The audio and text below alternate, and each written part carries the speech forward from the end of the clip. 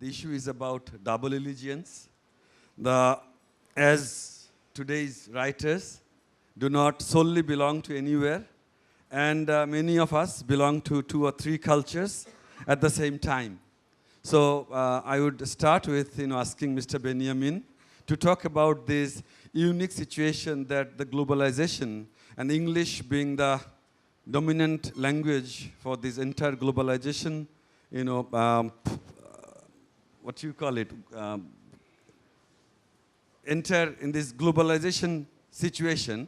I would request Mr. Benyamin to start by sharing with us his views, being an Indian, a Malayalam writer living in a multicultural and multilingual society. So the situation there is more complex than we have here in Bangladesh. So Mr. Benyamin, please. I am a Malayalam writer. It is an Indian language in the southern state of Kerala. It is a small language, but it's not okay. I write it in Malayalam because, very honestly, telling you that I know only Malayalam very well. If you are a writer, you have a good, you need a good vocabulary on the language. I am not at all a born writer. I became a writer by accidentally only. At the age of 29 only, I wrote my first short story. I studied mathematics. I was an engineer in Gulf countries for a long time. Almost 20 years I was in Bahrain. Then that period only I started my writing career. Why I start writing means, when I moved from my land to the other area, I feel some emptiness in my mind. So I need to say the word I am here. Then I start my reading at the age of 21. Then almost 8 or 9 years I keep reading only. I wrote nothing. But at that period, at the end of maybe 8 or 9 years, I came to know that I do have some stories from the Middle East area, because many people from Bangla in India, they are living abroad, and they do have some unknown stories of the world. So I start my career from the writing career from there itself. But I never feel any guilty on that I am a regional writer, or I am not a global writer at all, because I feel that why I came here, because some of you read by translation me. That's why I came here. I honestly saying that it may be a wrong saying. Many of the classics, or otherwise most of the classics, are written in the mother tongue. I think so. Maybe in English, the English is a mother tongue for someone.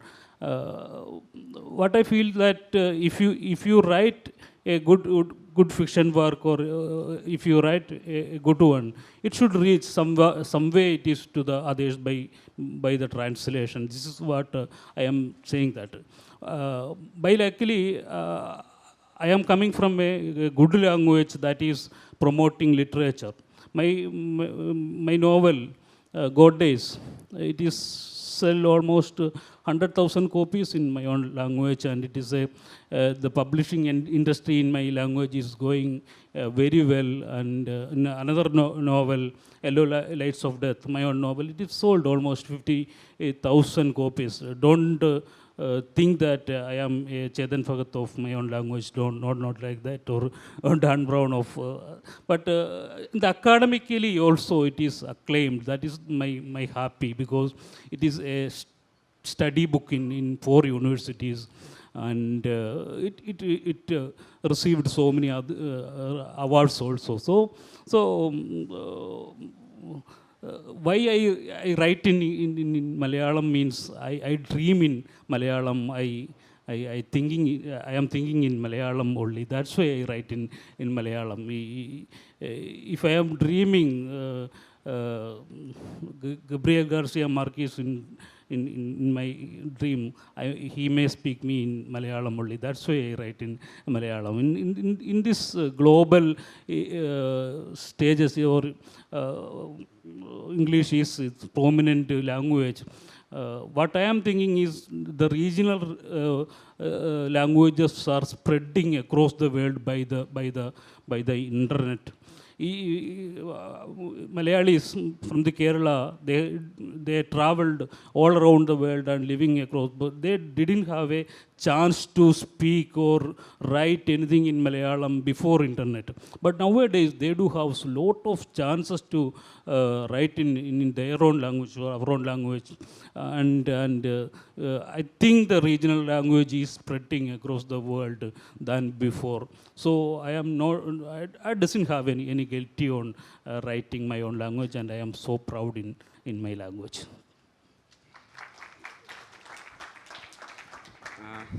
Thank you.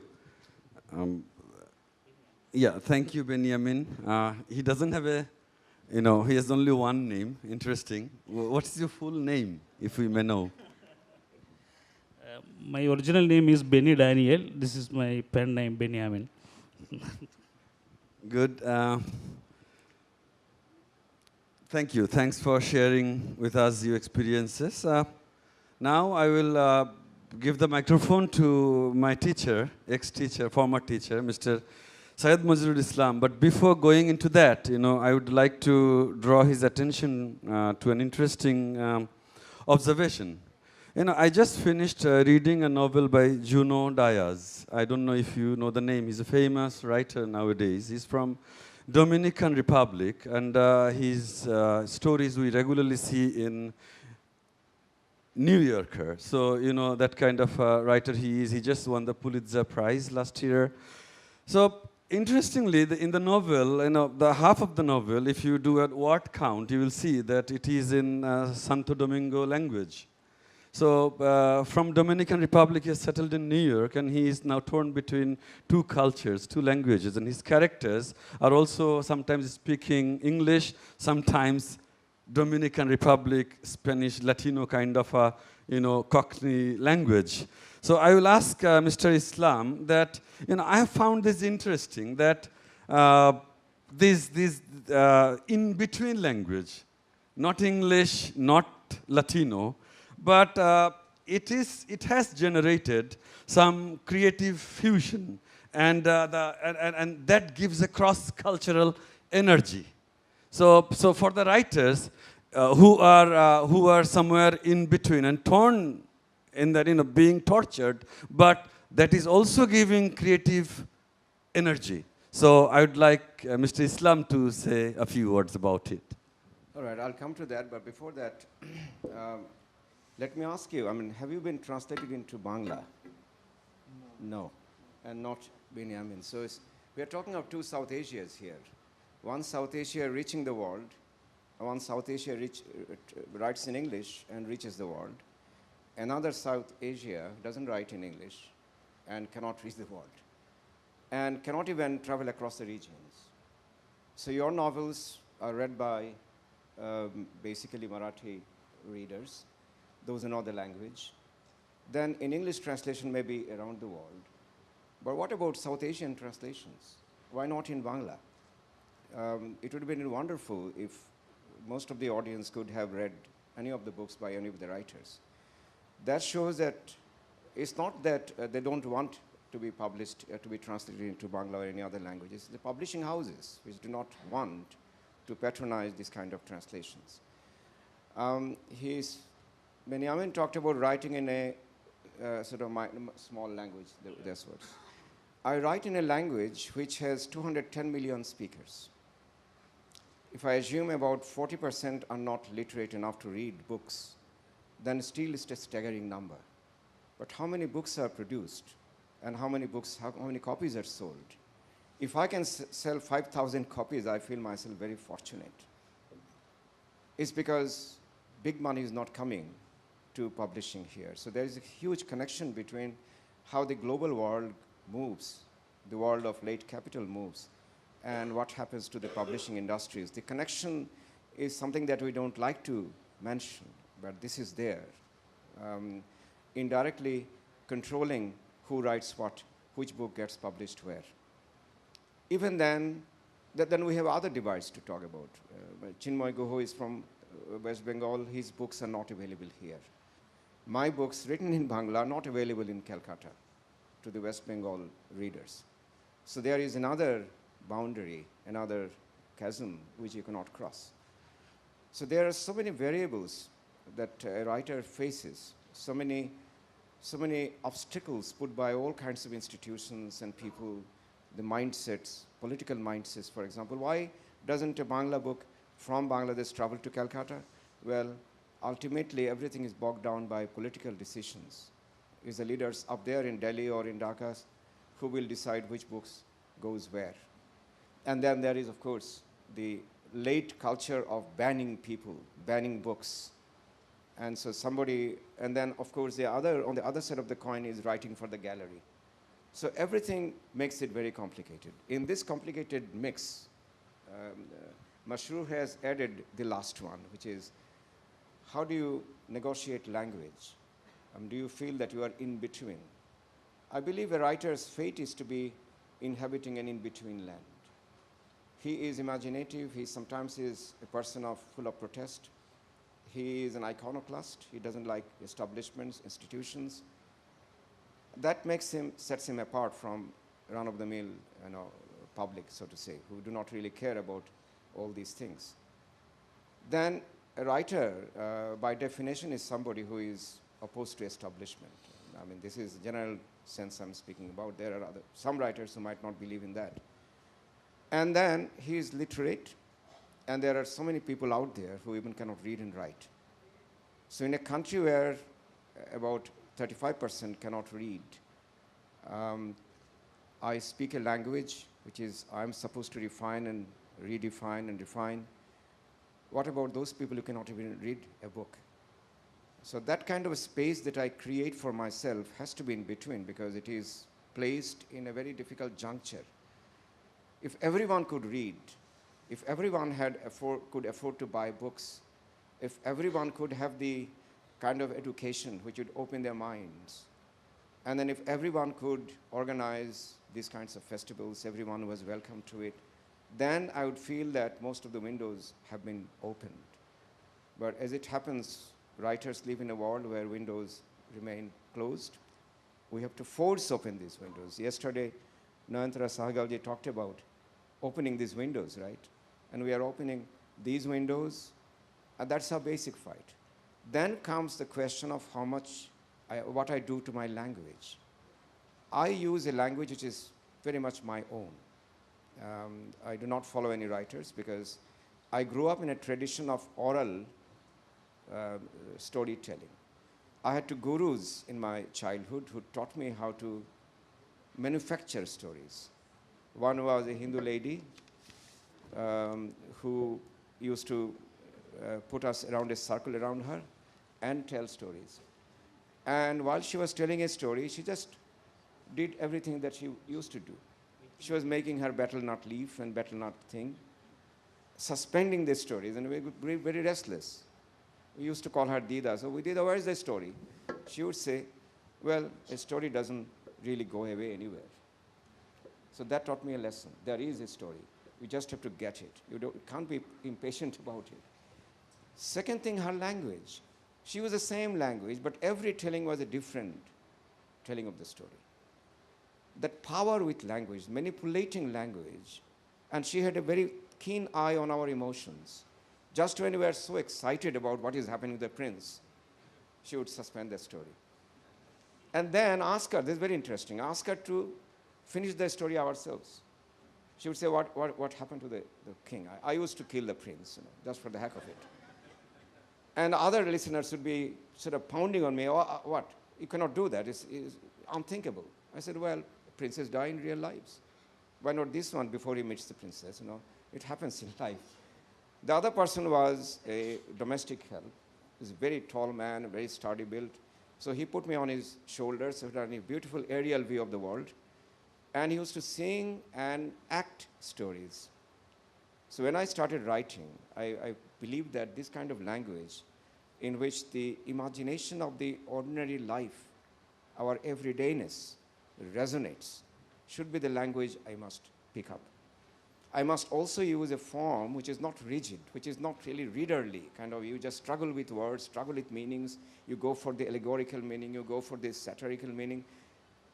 I believe in telling a story which somehow strikes you and captures you. I'm not saying that I'm very successful in it, but I at least try. That's where, in that mix, I place my language. It is not a language I chisel out with all kinds of, stylistic inheritance in my mind, but a language I pick up from ordinary conversations. And this Cockney thing you mentioned, you would be surprised how pictorial, visual, those street languages can be. 1, 2 words, everything spoken. Imagine yourself writing in a language where you are using as little words as you can. As writers, our business is to manufacture more words than necessary. Each page becomes heavy.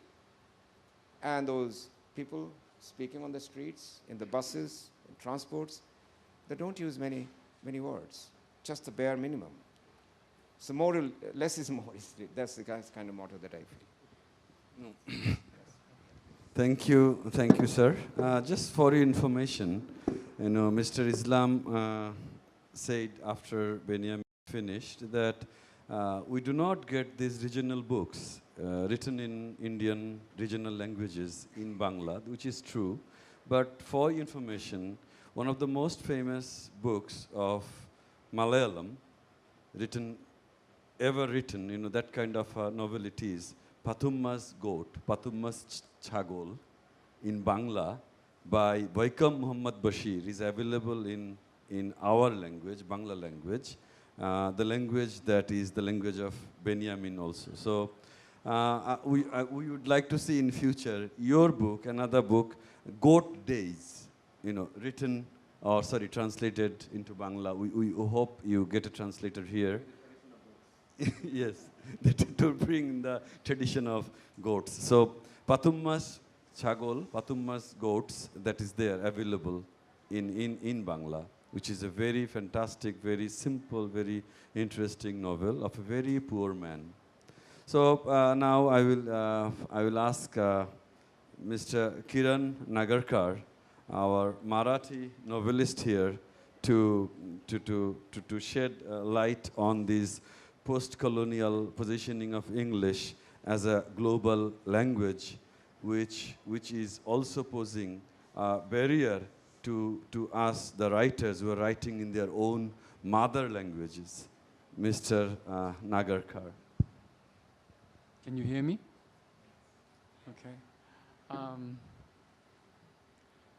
I find it extremely hard to understand what he just said.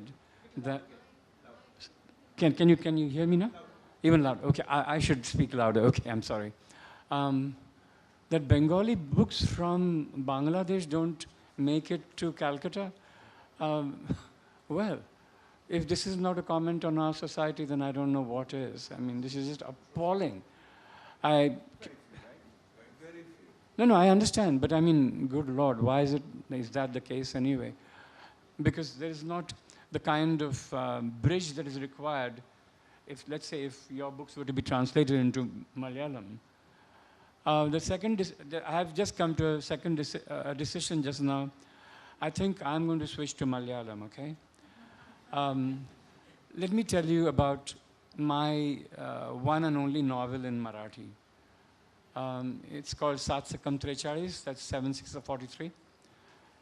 And it holds many records, but I'm in the Guinness Book of Records for various reasons. One of them is that Satsakam or 76s, I think my publisher printed 1,000 copies, and it took 27 years to sell them. But the story gets worse. it is rumored that the author bought all 1,000 of them. क्या यार तुम लोग हंस रहे हो क्या?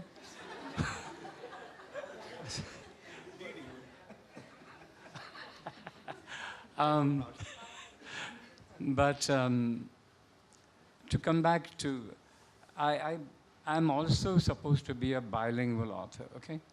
So in Marathi, I'm always asked, why did you switch from Marathi to English ultimately? And the right question would have been, why would you start writing in Marathi when almost all your grown-up years you were speaking nothing but English? Let's say once in a while, even God can be good to you. And I cannot tell you how grateful I am for the fact that I, by sheer accident, began to write in my mother tongue. The first 4 years of my life, not of my life, of my schooling years, the primary school, I did go to Marathi school. Then for various reasons, I had to move about from place to place. And my father, quite sensibly, when I think back on it, decided to put me in an English medium school. By the time I had finished my, what is known as the matriculation or secondary school leaving, I had got my secondary school leaving certificate. I was already very happy to be speaking English. I knew I was different. I went to college, to St. Xavier's College, the best in Bombay. Best for one reason and one reason alone. No women were allowed. Only apsaras and huris. Now, I come from a very poor family. And my brother had gone to Paris on a scholarship. So his trousers were still around. Some of his trousers were around. I remember one gray corduroy trousers, kind of 4 inches above my, they came up to here, okay? Now, don't forget, I was in the company of these ravishing women, and all I was doing was,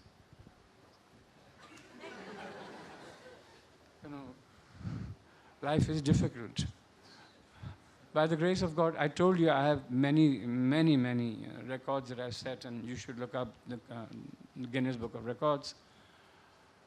I don't know what happened, but I plugged every single subject in the 6 monthly exams, barring moral science. Now, moral science is a subject that I cannot imagine what I was doing with that subject, but there were 15 questions and I answered only one about strikes.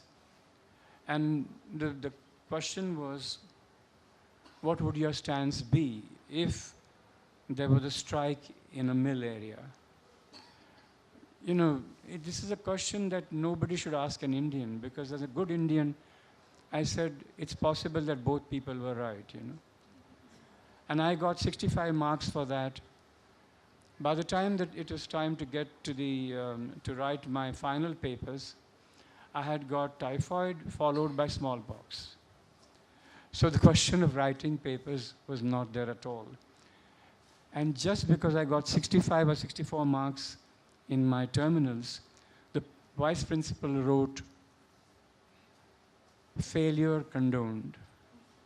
Once again, God was very good to me. And I happened to go to Ferguson College, where the students, when they realized that I came from Xavier's and I thought I had fallen from heaven, they decided for a year they wouldn't talk to me at all. And that's when I did all my reading, because what was I to do? Well, I passed my master's, and I have absolutely no idea why one day, I think perhaps Ram will know, there's a very famous author called Dilip Chitre. And I had gone to Dilip's house, and Dilip's father used to run a magazine, which at one time was very, very popular and highly regarded. And by the time that I had gone to Dilip's house, it was on its last leg. And Dilip just said by chance that, my father's asked me to edit the next issue. I came back home, I wrote my first short story in Marathi, and the next day I started writing my novel in Marathi. I mean, till that time, it had been inconceivable for me to even imagine that I would write anything in Marathi. Because after all, I was, as you said, I was speaking this global language, and besides, I'm sure I thought I was the wisest guy in the world. I had wings, whatever you wanted, I had. But going back and writing in Marathi is something that I cannot ever tell you how grateful I am. I don't know what made me take that decision. But one thing I have learned is that what one of my gurus or one of my professors said was very true. My Marathi is supposed to be very different from the traditional Marathi. I guess that's natural considering that I had not spoken it for so long. And I was making up my Marathi and my syntax as I went along. And he had said, any language is as good as you make it. Any language is also as good as the kind of power that you bring to your language. I would never have known this on my own. I wrote another play in Marathi, and as I told you, because I had no readership, for almost 14 or 15 years I didn't write in Marathi, and then I switched to English. That's it, really.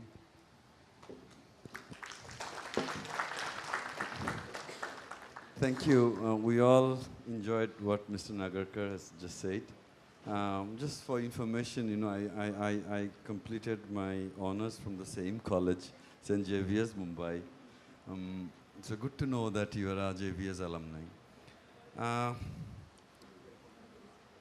One particular English novel written by a Bangladeshi origin writer has made onto the global stage and earned real fame in that sense. So that is Zia Haidar Rahman's In the Light of What We Know. Who is a writer from this land, but has really made it there, at the global stage. As I said, the book has recently won the oldest literary prize of United Kingdom. Now, the book is now under translation. It is being done by one of my friends, and I am the editor of the Bangla translation. So what I meant to say is, yesterday, that book is full of these challenges of coping with the adoption of a new language, mother tongue and the other tongue. And there is a budding writer in the novel itself who is to overcome language barriers and who faces racist attitudes and also social exclusion. So, as I said, I'm the editor of that translation. So, last night only, I again read those passages of the book, because today's discussion is on mother tongue, on the other tongue. And I would now ask Mr. Benyamin a question.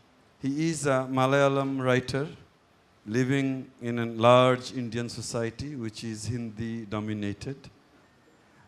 Do you think that you have ever faced, this social exclusion as a Malayalam writer?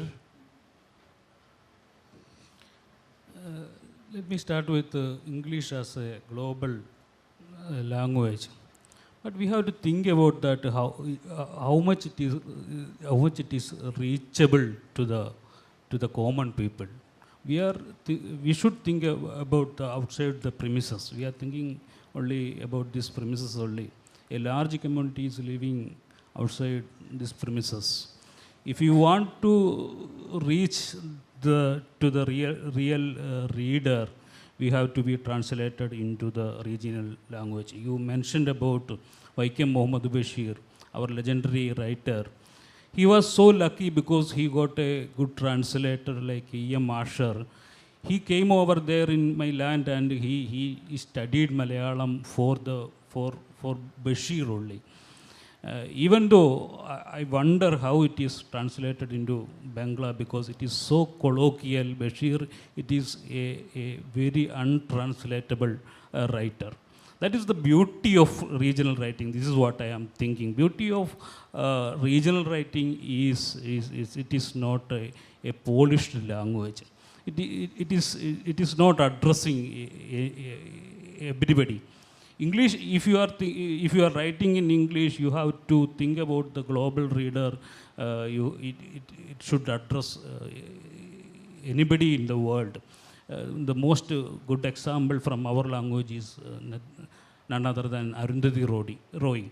She is a Malayalam writer, but written in English. A good Malayalam novel written in English.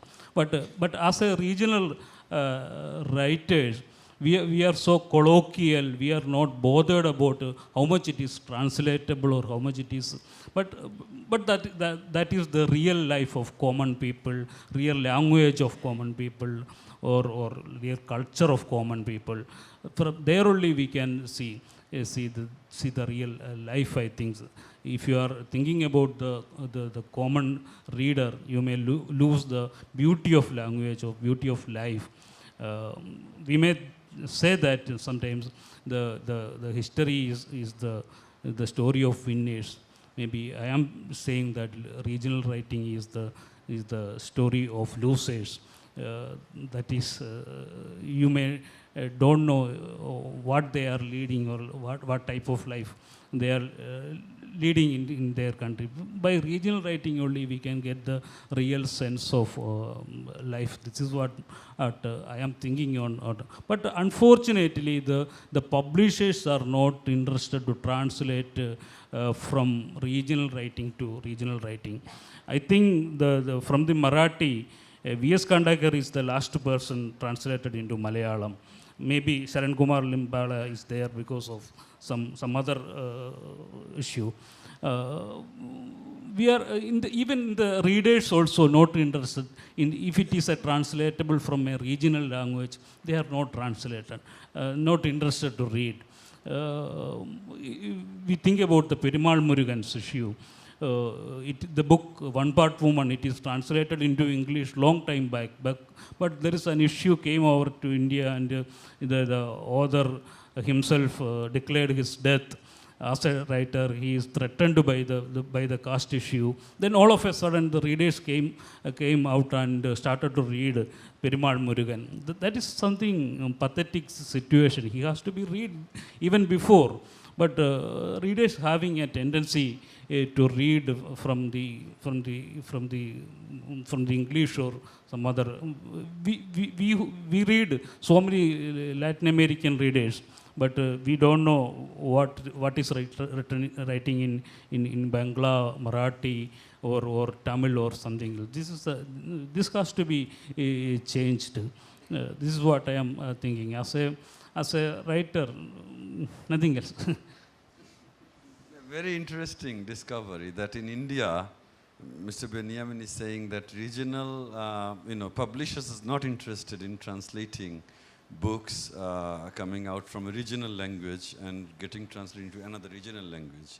Meaning that, they are more interested in a regional Malayalam book being translated in English, not into Gujarati or Assamese or Bengali. So how do then then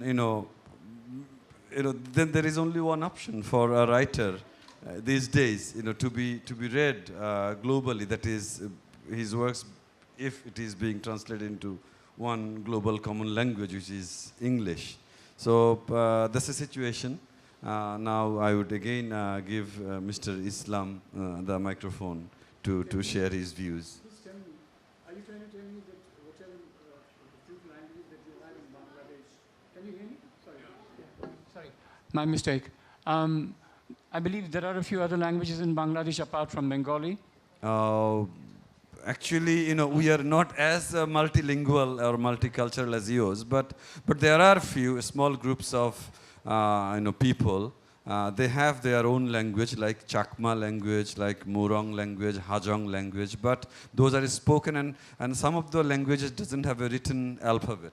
So this is basically a predominantly Bangla language, this is one language kind of a country. Of course, I'm not ignoring the fact that, of course, there are small regional languages, but that is not occupying a large state like, Karnataka or, Kerala, as the scenario prevails in India. A little different. So the authors from these languages would automatically be writing in Bengali or in their mother tongues also? We do not know those authors. Okay. No, I was connected to a project in which there are many writers who write in their own mother tongue. Yeah. But the problem is such a small number of people use these languages, and the rate of literacy is very low. Over the last 10-15 years, this is substantially improving. So there are more literate ethnic minorities we have. I don't want to use the word minority, that sounds terrible. But that's the official jargon. I call them other nations. They are nations. In my opinion, they are as good a nation as Bangla is a nation. There is a realization that they should work in their own language. And in the last 10-15 years, we have 2 or 3 writers emerging who write in their own languages very proudly. And these are being translated into Bangla. So there is a wider audience there. Now, that's a kind of reversing the trend. Earlier, anyone who was a poet in Chakma language, for example, had to write in Bangla to reach across the audience. Now he's writing, or she's writing in our own language and being translated.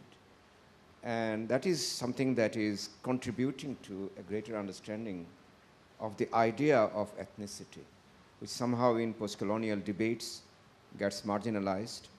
And there is a sort of set attitude towards certain groups of people, which we are trying to overcome. So let me assure you that this is the trend. And eventually, someday, maybe you will get an English translation. You never know. Not maybe a Marathi translation, because one of the questions that he raised, that regional languages, publishers don't find interest in translating. Can't blame the publishers, because if you translate in Bangla a book, which might not be selling 1,500 copies, and if he is an indicator, then maybe 2,000 copies in, 27 years. But if you publish in English, you have an instant audience. And through Amazon.com and the global marketing of books, you can reach even a wider audience. Zia Haider Rahman has been mentioned. One of the reasons why he has become so widely read is the diasporic situation. It arises from the experience of diaspora. And people have a kind of sympathy for these people who are increasingly becoming marginalized in bigger nationalities, nations, when diaspora people are being suspected of being this or that. And so there is a sympathy for anyone writing in a situation of difficulty. And just as the Chakma writers are being more appreciated because they're writing in a situation of difficulty, and they're experiencing a reality which is we do not experience, and I'm ashamed to say, but we are trying to fight against that. And necessarily the language definitely will change. Zia Haider's language will not be the kind of Queen's English, kind of standard British English. It has to be spiced up with local experiences, and he does it. Most of the Indian writing today is unabashedly Indian and not typically British. And most of the Bangladeshi young writers who are writing in English today are writing with a very embedded sense of Bengaliness in their heart and soul. So what you have in this kind of literature is a convergence of many experiences and many cultures. That is the reason why I'm looking at a very exciting future in which other tongues will come together. And there seems to be a strange debate about whether this language is bigger or that language is smaller. I don't believe in this. Why do I write in Bangla? Because I dream in Bangla. I make and remake myself in Bangla. I cannot do this in any other language. I've not been trained culturally to do that in any other language.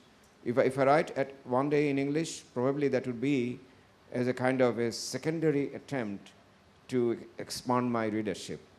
But primarily, I'm interested in writing in my own mother tongue, and I'm sure most of you will agree with that. Most writers feel very happy writing in their mother languages. Now, in a diaspora situation, English becomes, or Spanish becomes maybe the mother tongue of many writers of different origins. They can write. I believe in the freedom to choose your language, but I believe in the freedom to choose a language which is culturally sensitive to the aspirations that you have, to the nuances of, and the complex nuances of everyday life. And that's what Benyamin was also telling about. So we are almost done. It's about 2 p.m. now. I have been notified that it should end at 2 p.m. So I would request Mr. Kiran Nagarkar, the famous novelist, to end the session with few last words. Well, we'll break the rules. We can go on longer. We started later. Anyway, just to get back to what I wanted to say. I love English, okay? There's no question about it. Just as I hope to God I love my Marathi and any other language which is vibrant. So I'm not at all sure about this. Why are we so defensive about writing in our mother tongues, and that English, because it means numbers, and it means numbers in terms of bucks.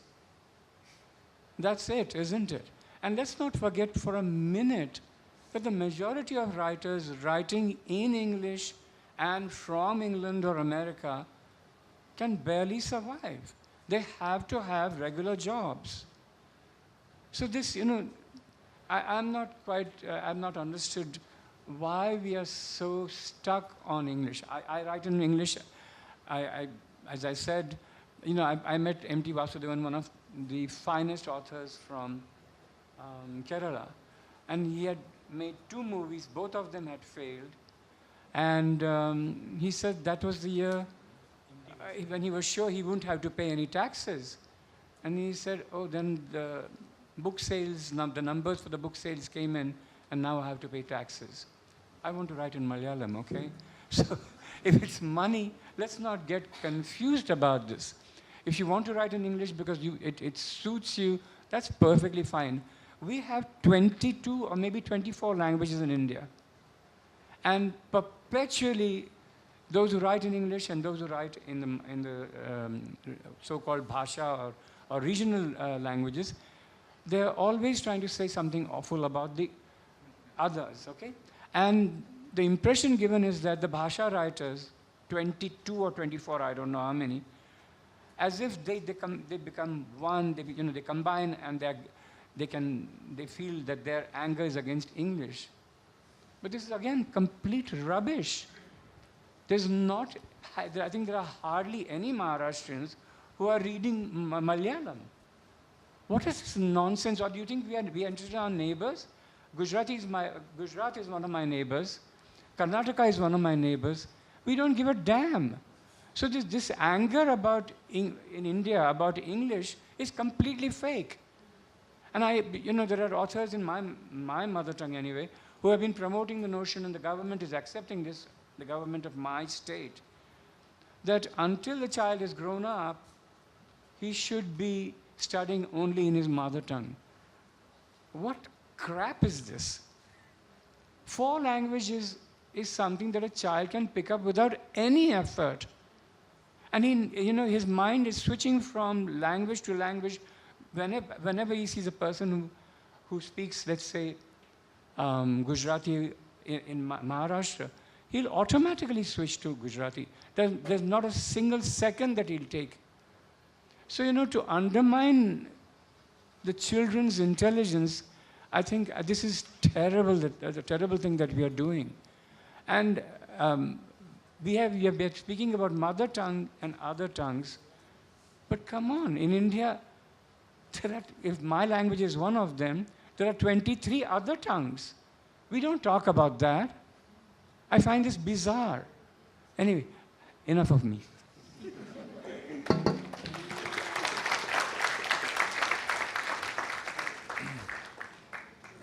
Mr. Islam, anything to add to what he said? No, I also is completely in agreement with him. I mean, there should not be any kind of antagonism between English and other languages or this language. That I suppose I told you that.